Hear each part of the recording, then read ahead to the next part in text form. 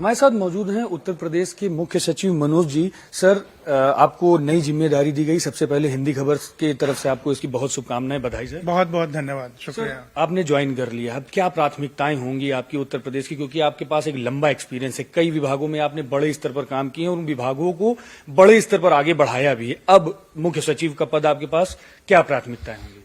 हमारी प्राथमिकता माननीय मुख्यमंत्री जी द्वारा जो मार्गदर्शन दिया गया है प्रदेश की प्रशासनिक मशीनरी को, उस तरह के काम करने के लिए जो जनता के आर्थिक उन्नयन और उनकी मदद के लिए जरूरी है, वो हमारी सर्वोच्च प्राथमिकता होगी, जिसमें गुड गवर्नेंस मैं नंबर 1 पे रखता हूं।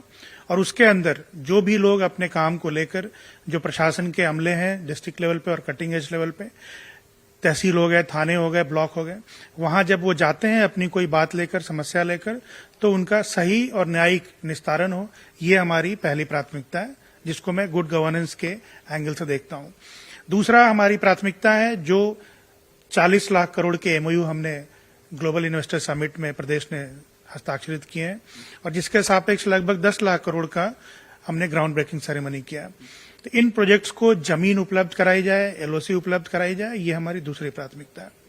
तीसरी पे जो इंडस्ट्रीज हमारे यहाँ ऑलरेडी स्टैब्लिश हो चुकी हैं, प्रोडक्शन में आ गई हैं और गवर्नमेंट के प्रोमिसेस के आधार पर आई हैं, तो वहां हमारी प्राथमिकता है कि जो गवर्नमेंट ने प्रॉमिस किया उनको इंसेंटिव देने के लिए, उनका डिसबर्सल बहुत स्मूथ तरीके से हो और उसको करने के लिए जो भी रिफॉर्म करने हैं प्रक्रिया में, वो हम लोग करें। इसके अलावा नई इंडस्ट्रीज आए और वो सेटअप करें ताकि यहाँ पे एम्प्लॉयमेंट मिल सके और फिर मैन्युफैक्चरिंग की जो हमारी कंट्रीब्यूशन है जीडीपी में, उस पर एक अच्छी खासी उछाल और बढ़ोतरी मिल सके, ये हमारी प्राथमिकताएं हैं। सर, आईजीआरएस पोर्टल को लेकर आपने आते ही सबसे पहले मीटिंग की, आईजीआरएस पे आपने पूरी तरीके से फोकस किया, क्या चीजें निकली अभी तक की और उसको आप और आगे कैसे बढ़ाएंगे? आईजीआरएस को मैं ऐसे देखता हूं कि ये प्रदेश की जितने विभाग हैं और जितने महकमे में लोग काम कर रहे हैं, वो एक तरह से सबकी नब्ज का यहाँ पे पकड़ है। और कल कुछ हमने देखा था और हमने ये तय किया था कि प्रतिदिन प्रातः 5 रैंडमली ऐसे केसेस निकालेंगे जिसमें जिन्होंने कंप्लेंट कर रखा है वो असंतुष्ट हैं, लेकिन हमारे जो अधिकारी हैं वो उसको कंप्लायंस कंप्लीट करके दिखाकर और उसको क्लोज कर रहे हैं। ऐसे 5 केसेस निकालेंगे और उस पर शाम तक कोई ना कोई एक्शन होगा। तो आज भी जैसे हम लोगों ने 5 निकाला, उसमें कुछ एक सीतापुर का है, एक खीरी का है, एक नगर विकास का है, लखनऊ का, तो अलग अलग क्षेत्र के अलग अलग विकास के हैं। ये एक रैंडम एक्सरसाइज होगा। इससे हमें एक तो समझ में आएगा कि क्या होना चाहिए और दूसरा नीचे के लोगों को भी ये जानकारी, ये भरोसा और ये इत्मीनान होना चाहिए कि अगर कंप्लायंस सही नहीं हो रहा है तो ये नहीं चलेगा, वो पकड़े जाएंगे और फिर बहुत सख्त कार्रवाई होगी।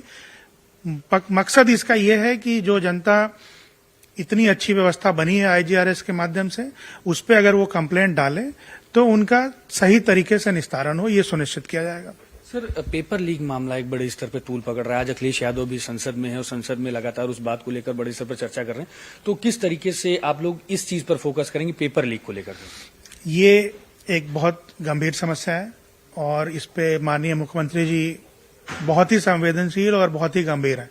इसीलिए आपने देखा होगा कि कुछ दिन पहले बहुत सख्त कानून उन्होंने बनाया प्रदेश में, और इस दिशा में काम करने के लिए जो भी जिले स्तर पे सेंटर बनते हैं अलग अलग एग्जाम्स के लिए, वो वहीं पे बने जिन संस्थाओं की बहुत अच्छी प्रतिष्ठा हो, बहुत अच्छी इमेज हो, बहुत अच्छा इंफ्रास्ट्रक्चर हो।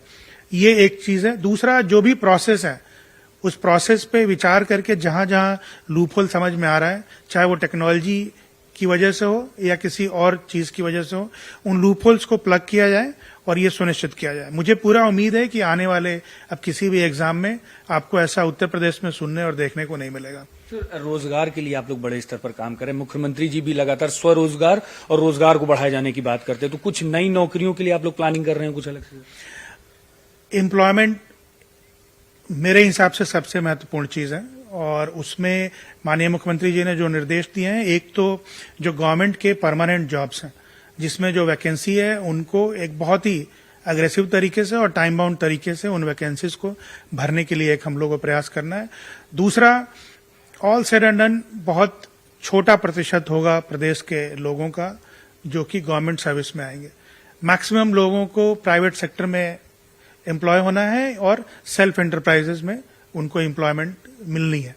तो इस तरह से स्किलिंग और जो नए इंडस्ट्रीज हैं उनको प्रदेश में आने के लिए एक बहुत आकर्षक और बहुत अच्छा माहौल पहले से ही बना हुआ है, बट उसको और एक्सपेडाइट करने की जरूरत है, अपनी कॉम्पिटिटिवनेस बढ़ाने की जरूरत है।